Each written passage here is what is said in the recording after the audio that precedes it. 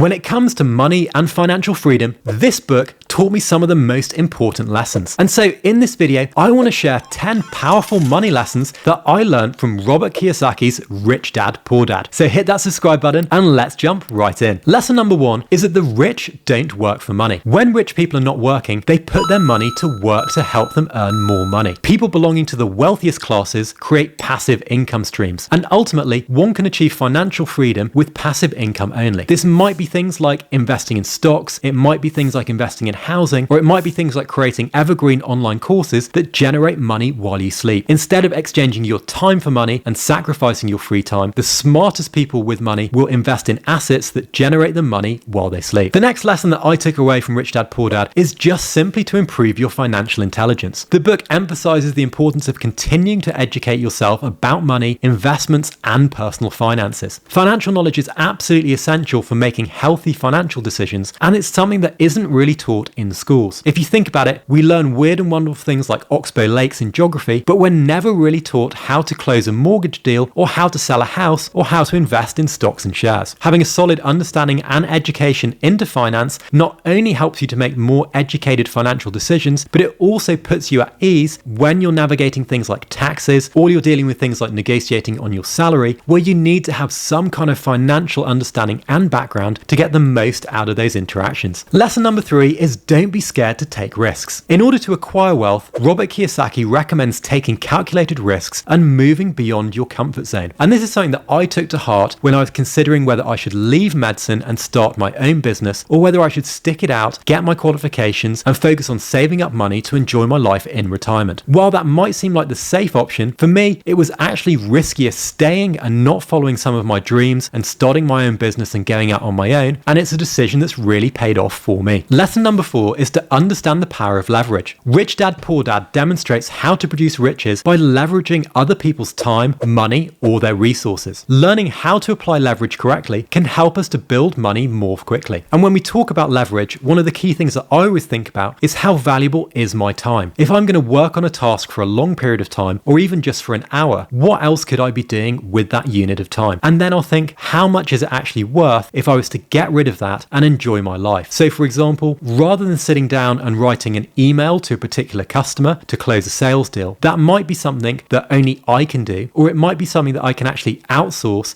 and leverage the skills of somebody else in my team who can either do it better or equivocally to me, and then I don't need to do it. Now, that will do one of two things. Either it will free up my time, or if the person I'm leveraging is better than me, it will increase the chance of me closing that sales deal. And so whenever I make any decision or whenever I'm doing anything, I'll always think, what can I leverage that's going to get me my time back? Because remember, time is a finite resource, and although we can make more money, we can't make more time. Now for lesson number 5, while a lot of the book is all about how to make more money and increase your financial intelligence, one of the key things it focuses on is also to actually control your spending. The book emphasizes the significance of living within your means and keeping your expenses under control. You need to be conscious of your own spending patterns, and this frees up resources for then investment and wealth growth. So for me, I'll always try and be a little bit frugal with how I'm spending my money. Whether I'm earning a salary like I was when I was a doctor, or whether I'm looking at how I deploy the capital from my companies, I'll always think, how can I retain some of that and how can I invest it? So for me, this might be things like holding back a percentage of my salary every single month and putting that into something like an ISA at the end of the year where I don't need to pay tax on it, or it goes into stocks and shares. And so that money is never hitting my bank account, and I'm never thinking about, am I going to spend this on a holiday? And I become used to the amount of money that's coming into my bank account each month. So that's one of the best ways to kind of resolve that mentally, rather than taking money out of your account or just not spending something. If you set up an extra account and have part of your salary paid into that, or you have part of your business split between bank accounts, it means that you're only ever tempted to spend from one particular account and you're not tempted to spend from that savings account. Similarly, if you look through most banking apps on your mobile phone, you'll see that they'll give you a breakdown of your spending, and you can quickly see where you're spending most money and what you can cut back on, or what you might want to spend a little bit more on. So for example, if you're spending lots of money on takeouts, that's not particularly healthy, and it's going to be more costly than doing a big shop and buying healthy food once a week. So having that data and optimizing your spending is something that you can control yourself, and it's something where you can then use that money to increase your wealth over a long period of time. Lesson number 6 is to learn how to handle debt. Now, one of the key principles behind Rich Dad Poor Dad is it shows us how to use debt wisely. It emphasizes the distinction between good debt, which provides revenue, and bad debt, which drains our wealth. Now, we can think of debt in terms of anything where you might owe a bank or owe somebody else something. And typically that's thought to be quite bad. So if you take out something like a bank loan and you have to pay it back, or if you're paying your car off on finance, then that's only something that you're paying off. You're never making any money back on it. However, if you take out something like an investment loan and you purchase a house for that, and that house goes up in price over a long period of time, and then you sell it, or you're able to rent it out, or you take out a loan for a business, and then that business grows in value and exceeds the loan, those are examples of good debt where you're taking out money, investing it, and then you're generating your own money once that debt is paid back. And if you look at big organizations like, say, McDonald's, who rather than being a fast food chain are actually more of a real estate business, they will invest in new properties, and then they will take the debt, or what's called the equity, out of those properties, buy more properties, and then they're continuing to expand without really using a huge amount of their own money. And this is something that the book goes into in real detail. I'm not going to go into a huge amount of detail here because it's a relatively complex topic, but this is something that you will want to pick up Rich Dad Poor Dad for to dive into in more detail. Lesson number 7 that I took away from Rich Dad Poor Dad was how to achieve financial success. Robert Kiyosaki recommends focusing on financial education that offers actual wealth generating techniques. The book questions the conventional wisdom that a high degree of formal education is required to achieve financial success. Where in school, we're taught that you need to do well at exams, you need to go to university, and then you need to become the best in your field. Actually, if you can leverage a lot of the principles within the book, like using debt or investing in yourself or starting a business, then you can make an exponential amount of money without any real qualifications. And this makes sense, right? Because there's always that classic stereotype of an entrepreneur who's dropped out of college or who never went to school and who then starts a business just by actually doing something, and then that business grows. While you're not necessarily learning formally from school, you are learning from doing and from working on that business over time. So if you think not doing well at school is holding you back from being a business success or an entrepreneur, you may want to think again if it's limiting your beliefs around financial success. Now, lesson number 8 from the book is one of my favorites, and it's to develop an abundance mindset. The book advocates for moving from a scarcity attitude to an abundance mentality, where positivity and belief in one's potential to produce riches might attract all manner of possibilities. For me, this was a real mind shift when I read this on the pages of the book. Often we think in terms of scarcity. What if I don't get enough money? What if I quit my job and start a business and it fails? What if I send an email and it gets a negative response? Often our fear is stemming from a scarcity mindset, where we do one thing, we send a single email, we've got a single sales deal on the table, or we've got one shot at a job interview. When you've only got one of something, you put a huge amount of pressure on achieving that to win it. Whereas if you come with an abundance mindset and you've got, say, 4 or 5 interviews for different jobs, or you've got 4 or 5 sales deals on the table, it doesn't matter if one of them fails. In fact, the chances are that the more things you have on the table, the more likely at least one of them is to pop, and you're going to get a win and be successful. The problem is that people will focus in on those 1 or 2 things that don't work, and that's where having a scarcity mindset can really undo you and your mentality. So always try and have too much of something than too little, and focus on developing that positive, abundant mindset where you can go out and do anything, and opportunities are everywhere to be had for you. And following on from an abundance mentality is lesson number 9, which is to accept and learn from failure. Kiyosaki emphasizes the necessity of learning from mistakes and setbacks. Failing is actually an advantageous educational experience that results in personal and financial development. If you make a mistake, you have a bad investment, something that you're working on doesn't go to plan, it's not a disaster, and no one is going to judge you for it, even if you think that in the back of your mind. Actually, all that's happening is you're going to learn from that, and then if you go again, the chances are that you're not going to make the same mistake twice, and you're going to learn and improve the more you do something. And most importantly, lesson number 10 that I took from the book is to invest in yourself. And this is a little bit meta, because Rich Dad Poor Dad is a way of investing in yourself and your own financial education. The book promotes personal growth and the constant improvement of our talents. Investing in yourself can boost our potential for earnings and financial success exponentially. But if you don't invest your time and effort into just reading a book like this, or watching a YouTube video, or signing up to a course, and you're never going to unlock some of these skills which can take your career and your financial freedom to the next level. So if there's one point on this list that really stands out that I took heart from, it's to invest in yourself. And I'm someone that reads self-development books all the time and has invested a huge amount of money into my own personal development through courses and coaching and a whole host of other tools in my business life. Now, I hope you found this video useful. I've got a bunch of other great books in our book club where you can learn loads from, which will pop up over here. Thanks so much for watching and for subscribing, and I'll catch you again next time.